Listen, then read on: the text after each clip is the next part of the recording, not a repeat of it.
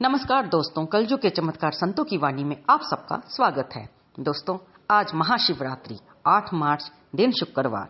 आप सब मंदिर में गए होंगे, अपने गुरु घर में गए होंगे, शिवालय पे भगवान शिव की पूजा की होगी। मैं भी गई और मैं भी अपने गुरु घर में गई। आप सब ने कथा पढ़ी होगी, सुनी होगी और भगवान शंकर की षोडशोपचार से पूजा भी की होगी। दोस्तों, मैं आपके लिए वीडियो लाई हूँ आज ही, क्योंकि इसको अपलोड करना अभी जरूरी था।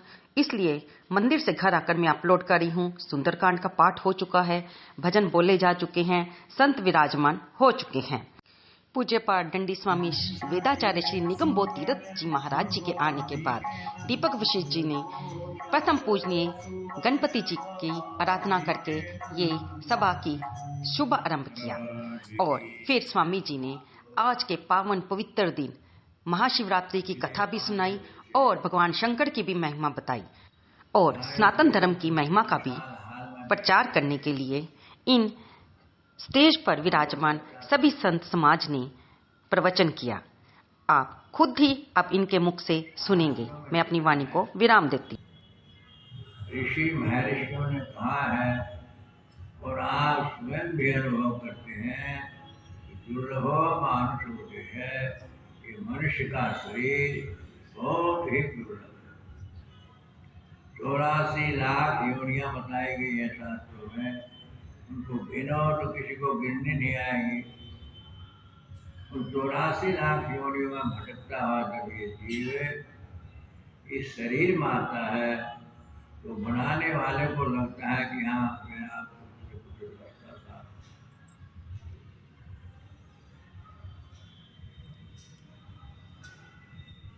ब्रह्मा जी ने अनेक प्रकार की सृष्टि की। सृष्टि करके संतुष्टि नहीं हुई, तब ये मनुष्य का शरीर ब्रह्मा जी ने बनाया। उनको थोड़ी सी संतुष्टि। अब ये शरीर हमें अपने पुण्य से मिला है कि उसकी कृपा से मिला है। इस विषय में अनेक लोगों में अनेक प्रकार के भाव। कुछ लोग कहते हैं पुण्य पुण्य बिनु विनय न सकता, बड़े भाग्यमान स्वरूप बाबा। हमारे भाग्य थे, हमने पुण्य किए थे, शुभ कर्म किए थे, हमें मनुष्य का शरीर। कुछ लोग कहते हैं कि नहीं, तुम्हारे पुण्यों का, तुम्हारे सुकृतों का, तुम्हारे भाग्य का कोई नहीं। तब हूँ कि करे करुणा न दे। ये तो उस कृपालु को, दयालु को दया आती है जीव पर, इसका क्या हिसाब होगा। ये तो मेरा अंश है,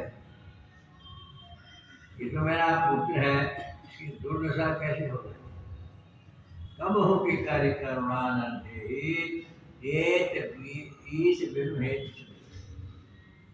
वो परमात्मा हमें ये शरीर देता है करुणा करके, कृपा करके, दया करके।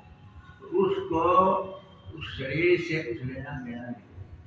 बिनु है इस संसार में जितने भी मनुष्य खास करके बिना किसी कारण के कोई किसी से संबंध नहीं रखता, लेकिन परमात्मा ही ऐसा है तो बिना कारण के, बिना किसी स्वार्थ के हमें ये शरीर देता है। कब होगी 84 लाख योनियों घटने के बाद ये शरीर हमें कुदरत की तरफ से कह लो तो भी ठीक है, अपने पुण्य से कह लो तो भी ठीक है, मिल गया। अब ये शरीर है क्या, तो संतों ने विचार किया ये शरीर क्या है। शरीर तो सभी प्राणियों के हैं, मनुष्य के शरीर की विशेषता क्या है। वह बताया ये साधन धाम मुक्ति के द्वार। साध्य को प्राप्त करने के लिए अनेक प्रकार के साधन हैं। दिल्ली जाने के लिए अनेक प्रकार के मार्ग हैं, अनेक प्रकार के वाहन। तो साध्य को प्राप्त करने के लिए जो साधन है, उन सब साधनों का ये एकमात्र ये साधन धाम मुक्ति का द्वार है। कि मनुष्य का शरीर मुक्ति का द्वार है। अगर कोई मुक्त होना चाहता है तो इसी शरीर से होगा। नान्य पंथा विदित ऐसा है, इसके सिवाय कोई मार्ग, कोई रास्ता दूसरा शास्त्रों में नहीं। तमेव विदित्वाति मृत्यु में वे भगवान कहते हैं इंसान उसको जानने के बाद ही अपनी मृत्यु को पार कर सकता है। तो आज उस भोले बाबा का सारी शादी कर दी, पता नहीं प्रकट हो गया थे, उसकी माया को वही जाने। दो बार बोलेंगे उसकी शक्ति का क्या कहना, उसकी भक्ति का क्या कहना, उसकी शक्ति का क्या कहना, उसकी भक्ति का क्या कहना।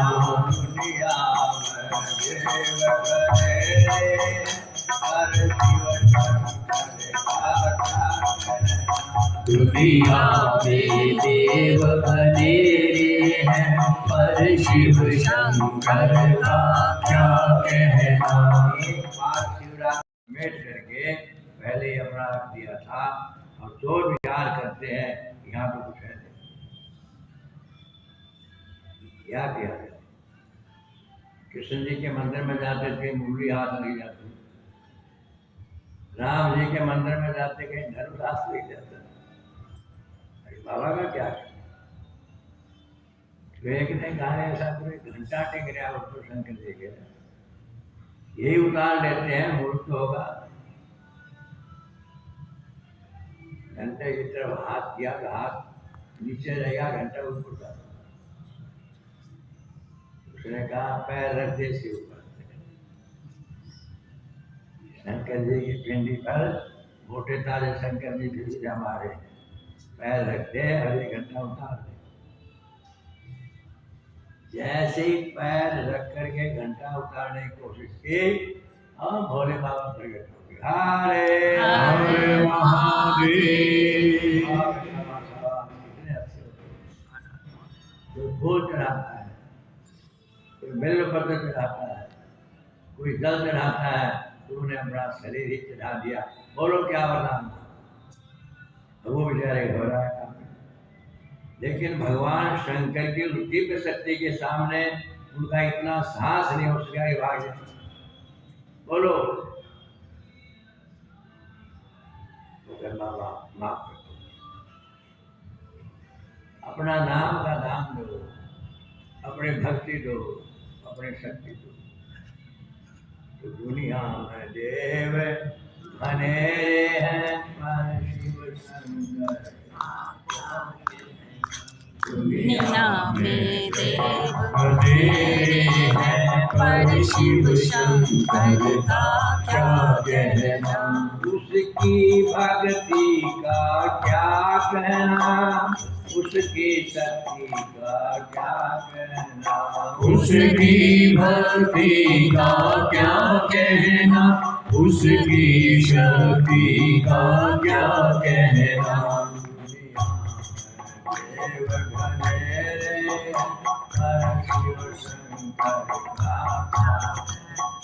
दुनिया में देव बनेरे हैं, पर शिव शंकर का क्या कहना। भगवान शंकर वैदिक देवता है। वेद, पुराण, उपनिषद, गीता, रामायण अनेक ग्रंथ हैं, पर वेद जो है वो सब सिद्धांतों की जड़ है। सर्वम वेदांत प्रसिद्ध्यति, वेद से भूत भविष्य वर्तमान इन सब बातों का मतलब है। वेद चक्षु सनातन, वेद अनादि ज्ञान की नेत्र है, ज्ञान का चक्षु। तो सृष्टि का जब आरंभ हुआ सारे जल ही जल था, उससे महाराज विष्णु जी प्रकट हुए जल में। विष्णु जी की नाभि कमल से ब्रह्मा प्रकट हुए, नाभि कमल से ब्रह्मा प्रकट हुए। तो दोनों ने एक दूसरे को देखा विष्णु ने बड़ी तपस्या की थी, ब्रह्मा जी ने बहुत तपस्या की थी कि सृष्टि का निर्माण करें। एक दूसरे को देखा, भगवान विष्णु ने कहा बेटा अब तपस्या तुम्हारी पूरी हो गई है, सृष्टि का आरंभ करो। मेरा बेटा क्या बोलता है? बाप और मेरा बेटा क्यों है? कोई छोटा नहीं बनना था। भगवान विष्णु का नहीं, मैं बड़ा हूं तो छोटा है, तो ऐसा हो ही नहीं सकता।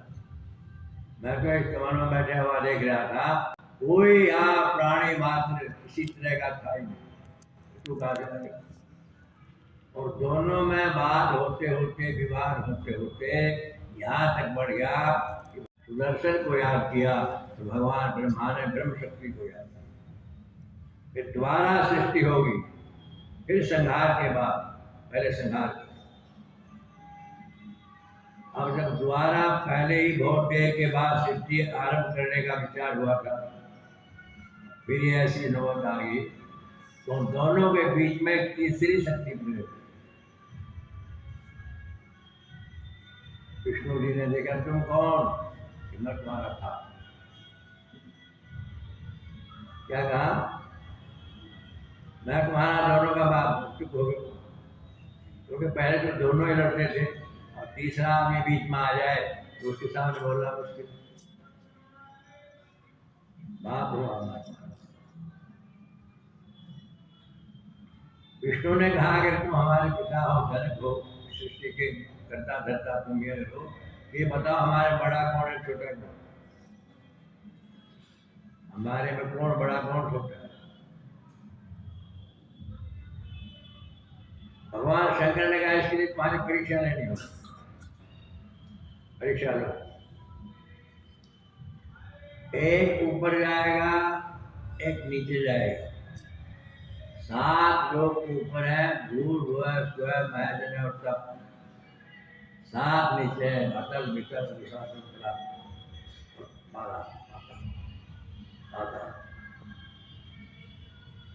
विष्णु भगवान ने कहा हमको नीचे चले जाएगा। ब्रह्मा ने कहा मैं देखता हूँ। विष्णु जी गए तो सारे लोगों में घूम करके भगवान शंकर के सामने आके बैठ गए। तब तक ब्रह्मा जी महाराज भी ऊपर गए, वो भी सब लोगों में घूम करके आगे नीचे बैठ गए। भगवान विष्णु से शंकर जी ने पूछा कहो हमारे अंत का पता लगा? आपका अंत कहाँ है? मैं पाता भूख चला गया हूँ नीचे लोगों में, कहीं भी आपका अंत नहीं मिला मुझे। जहां भी मैं गया वही आप, वही आप। ब्रह्मांड का मैंने पता लगा, महाराज क्या लगाएगा? मैं गया ऊपर, आपका पता लगा लिया था। तो मैंने कहा गवाह ब्रह्मा को सृष्टि रची जाती, उसके बजाय केची का फूल सामने खड़ा, ये गवाह था। क्यों जी? इन्होंने हमारे अंत को देखा, क्या देखा? भगवान शंकर ने कहा आज के बाद कभी भी मैं तुम्हारा स्पर्श नहीं करूंगा तो तुम मेरे ऊपर चढ़ा जाएगा। कुछ लोग कहते हैं प्याज के साथ, प्याज नहीं होगा। लोगों ने बना लिया। आज के दिन कम से कम, आगे पीछे की बात कर दो, आज कम से कम दिन में खाओगे कि रात को खाओगे? प्याज रात को खाओगे दिन में तो खाओगे? वो कहते नहीं खाएगा। प्याज ने भी कहा बड़ा धन्यवाद तुम्हारा, कम से कम एक दिन तो हो गए बाप, मेरे बिना तुम्हारा काम चलता नहीं है, लेकिन एक दिन के लिए मुझे माफ करो। तो शंकर जी को प्याज चढ़ाना, खाना दोनों को। उस दिन से ये सारे विश्व ने माना और देव और शंकर जी महादेव, हरे हरे महादेव।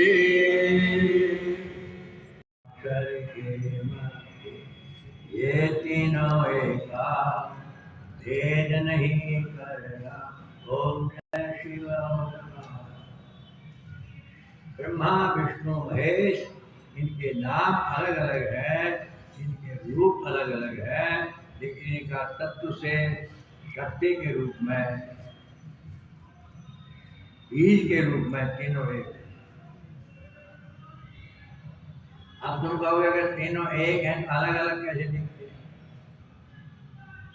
शिव पुराण अलग है, भागवत अलग है, ब्रह्मा जी का, ठीक है, अपने अपने पुराण है, अपने अपने नाम है, अपने अपने मंदिर है, अलग अलग कैसे दिखते हैं? अलग अलग आप लोगों के कल्याण के लिए दिखाए गए हैं, दिखते नहीं है। शस्त्रों से पहले लोहा था, जेवरों से पहले सोना था, और मटकों से पहले मिट्टी थी, शक्कर में नहीं खिलौना था। जितने भी अस्त्र शस्त्र हैं, सुई से लेकर के और तलवार तक, उसमें क्या है? लेकिन लोहे का नाम सुई रख दिया, चाकू रख दिया, तलवार रख दिया। रूल में एक ही है, लेकिन बनने के बाद और जेवरों से पहले कान में चढ़ाया सब छोड़ना, नाक में चढ़ाया सब छोड़ना, गले में डाल दिया उसका कुछ। यही सनातन धर्म का वैज्ञानिक स्वरूप है। इसीलिए यूनान मिस्र लोहा सब उठ गए जहाँ से। कुछ बात है कि हस्ती क्या बात है? हम कहते हैं शंकर सब में और सब शंकर में, पंडित जी में भी शंकर, शंकर जी ने इनको प्रकट कर दिया। हमारे यहाँ एक विशेषता है, ये जो तुम्हें देखते हैं ना, ये बोलता है और ये चमकता है, ये ज्यादा चमकता है और छोटा थोड़ा सा। किसी का नाम बल्लभ रख दिया, किसी का नाम ये क्या कहते हैं ट्यूब रख दिया, किसी का नाम कुछ रख दिया, इसका नाम लाउड स्पीकर रख दिया। इन सब में आवाज बुलंद कौन करता है? अभी बिजली चल जाए पता लग जाएगा, नहीं लग जाएगा? जानने की जगह अंधेरा हो जाएगा, मतलब ध्यान नहीं जाएगा, हम खिलाते रहेंगे बोले। तो जैसे हर बिजली से काम करने वाले पदार्थ में बिजली की ही सबसे बड़ी महिमा है, उसी प्रकार सर्वत्र एकमात्र धर्म है। देह नाना से किंतन, तुलसीदास जी ने बहुत उपासना की, बड़ी साधना की, बहुत कुछ लोगों को सुनाया, बहुत कुछ समझाया, जब लोगों के दिमाग में निया धारा था उसको मात्र तुलसीदास जी ने एक बात बताया, तुम भी इसको अपनाओ, हम भी अपना क्या कि सिया राम में सब जग जाने करहूं प्रणाम। मैं किसी को नहीं जानता, किसी को नहीं जानता हूँ, सारे संसार में मुझे कौन दिखता है? सिया राम। हनुमान जी से पूछा अगर देखते हैं तो दिखाओ, हनुमान जी का देखो। प्रकृति के कण कण में एक एक शक्ति है, उन शक्तियों के नाम अनेक है, रूप अनेक हैं, बाकी बात श्याम।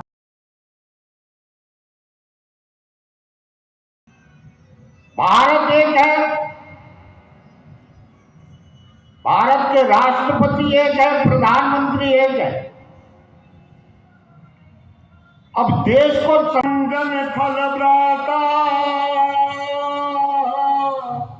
वेद धर्म रक्षक सुनधाता। चरणों में महादेव तुम अपने चरणों में, महादेव तुम अपने चरणों में मुझे दास बनाकर रख देवाय यह द्वादशाक्षर मंत्र ध्रुव जी महाराज को दिया और कहा, हे बेटा, मथुरा में यमुना के किनारे मधुबन में इस द्वादशाक्षर मंत्र को जपना, तब परमात्मा की प्राप्ति होगी। ध्रुव ने कहा ठीक है। लेकिन हे गुरुदेव, यदि भगवान मेरे आगे प्रकट हो गए तो मैं तो उन्हें पहचान ही नहीं पाऊंगा, क्योंकि मैंने तो उन्हें कभी देखा नहीं है। तब ध्रुव जी महाराज को नारद मुनि भगवान का स्वरूप बताते हैं। हे बेटा, उनका सांवला स्वरूप है, हृदय पर श्रीवत्स का चिन्ह है, गले में माला पहने हुए हैं, चार चार भुजाएं हैं और चारों भुजाओं में शंख चक्र गदा पद्म धारण किए हुए हैं। चतुर्भुजम शंख गदायुधम। ऐसा यदि कोई व्यक्ति तेरे आगे खड़ा हो जाए, प्रकट हो जाए, तो समझ लेना ये कोई साधारण पुरुष नहीं, बल्कि ये तो साक्षात परब्रह्म परमात्मा। तो भगतजनों, आपने सुनी भगवान शंकर की महिमा, और आप इसको शाम को, रात को, किसी भी समय सुन सकते हैं। और सदगुरुदेव भगवान के श्रीमुख से सुनना तो और भी पुण्यदायी होता है। इस सम्मेलन का साथ साथ दैनिक भास्कर, पंजाब केसरी द्वारा प्रचार किया जा रहा है। आप भी आइए और अपने जीवन को सफल बनाइए। दोस्तों, आपको ये वीडियो कैसी लगी, कृपया से लाइक करें, शेयर करें और कमेंट बॉक्स में हर हर महादेव लिखना बिल्कुल ना भूलें। बोल पूज्य पाठ डंडी स्वामी जी महाराज की जय। बोल वेद मंदिर धाम की जय। सनातन धर्म की जय।